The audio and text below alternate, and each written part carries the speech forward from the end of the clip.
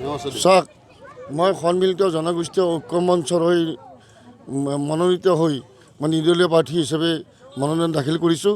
সন্মিলিত ঐক্য মঞ্চই মোক ছাপোৰ্ট কৰিছে আৰু ইয়াত 6টা জনগোষ্ঠীয় সংগঠন আছে আৰু বিভিন্ন স্তৰৰ ৰাইজৰ সহায় সহযোগ মই পাইছোঁ। আজি মোৰ গাঁও অঞ্চলত মই গাঁৱৰ মানুহক মাত দিব সময় পোৱা নাই। মই আমাৰ সতীৰ্থ কিছু লগত লৈ আজি আমাৰ গাঁৱৰ মানুহখিনিক মই দোৱা আশীৰ্বাদ ল'বলৈ আহিছোঁ। ৰঙিয়া সমষ্টিত এনে এটা সমষ্টিত ইয়াত বাঘা বাঘা লিডাৰবিলাকে মন্ত্ৰী হৈ গৈছে, MLA হৈ গৈছে।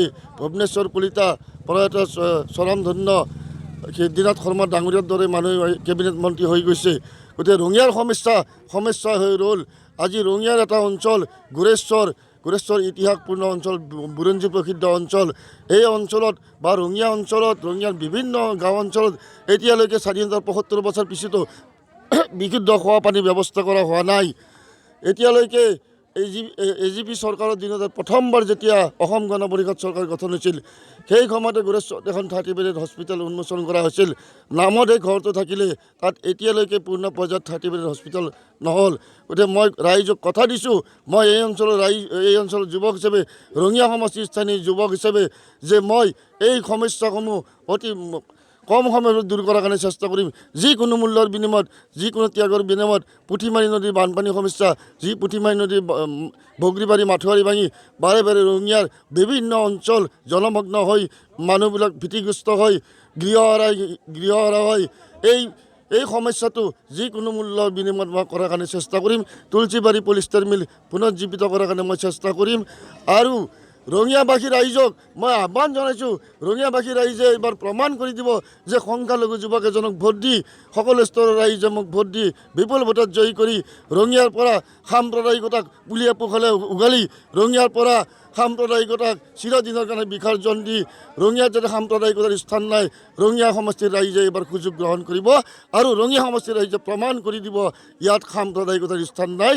সকলো ৰাইজক মই ৰঙিয়াৰ সন্তান হিচাপে আপোনালোকৰ চেনেলৰ জৰিয়তে মই ৰঙিয়া সমষ্টিৰ স্থায়ী যুৱক হিচাপে মোক আপোনালোকৰ বিপুল ভোট দি জয়ী কৰাৰ কাৰণে আহ্বান জনালোঁ। লগতে ৰঙিয়া সমষ্টিক উদ্ধাৰ কৰাৰ কাৰণে মই আহ্বান জনালোঁ। মোৰ লগত কোনো ফেক্টৰ নহয়, কণ্টেষ্ট হ'ব মোৰ লগত BJP। কাৰণ সৰ্বস্তৰৰ ৰাইজে মোক উঠাই দিছে। 25খন গাঁৱৰ 25জন আহ্বায়ক লগ লাগি গণ অভিৱৰ্তন পাতি যিহেতু ৰাইজৰ সিদ্ধান্ত লৈ মোক উঠাই দিছে, ৰাইজৰ অন্তত মই স্থান পাইছোঁ। গতিকে মোৰ লগত কোনো ফেক্টৰ নহয়। মই 10,000তকৈ অধিক ভোটত জয়ী হ'ম। BJPৰ লগত মোৰ কণ্টেষ্ট হ'ব, বাকী কোনো মোৰ লগত ফেক্টৰ নহয়।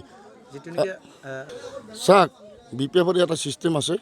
গতিকে নিৰ্দলীয়কৈ খেলিলে আগতে কাকো একশ্যন লোৱা নাই, অনুশাসনমূলক ব্যৱস্থা কৰা নাই। গতিকে মই দলত টিকেট বিচাৰিছিলোঁ আৰু মই যিহেতু ৰাইজে মই সিদ্ধান্ত লৈছোঁ ইলেকশ্যন খেলত, ৰাইজে যিহেতু মোক উঠাই দিছে, গতিকে দলে টিকেট নিদিলেও ৰাইজৰ সমৰ্থনত, ৰাইজৰ দাবীত মই ইলেকশ্যন খেলিবলৈ আহিছোঁ। মহাজোঁটৰ পৰা CPMৰ এজন প্ৰাৰ্থী তেখেতে মানে সক্ৰিয়ভাৱে প্ৰচাৰ চলি আছে। গতিকে সিহঁতে কনফিডেণ্টলি কৈ আছে যে আমিও জয় হ'ম, এইবাৰ মহাজোঁটৰ চৰকাৰ হ'ব অসমত। ইয়াৰ বিষয়ে আপুনি কি ক'ব? চাওক, আপোনালোকে মহাজোঁট বুলি ক'লে মই ৰঙিয়াত মহাজোঁট মানি নলওঁ। জোঁট বন্ধন কৰিছে। মহাজোঁট কেতিয়াও ৰঙিয়া সমষ্টিত মহাজোঁট হিচাপে তেওঁলোকে উপকৃত হ'ব নোৱাৰে। তেওঁলোকে আচলতে জোঁট বন্ধন কৰি জোঁট লগাইছে। আৰু CPMে আকাশত চাং পাতা কথা আগৰ পৰাই কয়, আপোনালোকে জানে। ৰাছিয়াত বৰষুণ হ'লে, আমেৰিকাত বৰষুণ হ'লে অসমত তেওঁলোকে ছাতি ধৰে। গতিকে তেওঁলোকে ডাংকুপ মৰাৰ কথা আগৰ পৰা কয়। CPMৰ ভোট বেংক আছে ক'ত কওক? BTC ইলেকশ্যন তেওঁলোকে ভোট কিমান পাইছিল?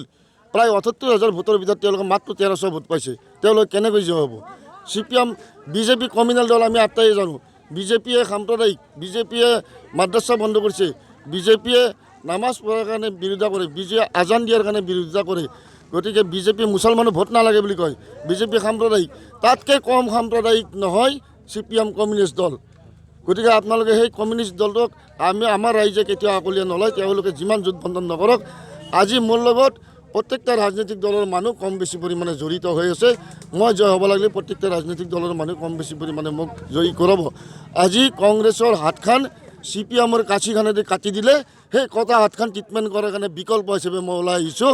সেইকাৰণে মই সকলো ৰাইজক আহ্বান জনাইছোঁ যে কংগ্ৰেছৰ হাতখন ইতিমধ্যে কাঠি দি কাটি দিলে, সেই কটা হাতখন ট্ৰিটমেণ্টৰ কাৰণে বিকল্প হিচাপে শ্বাহাবুদ্দিন ওলাই আহিছে। শ্বাহাবুদ্দিন জয় হ'বই।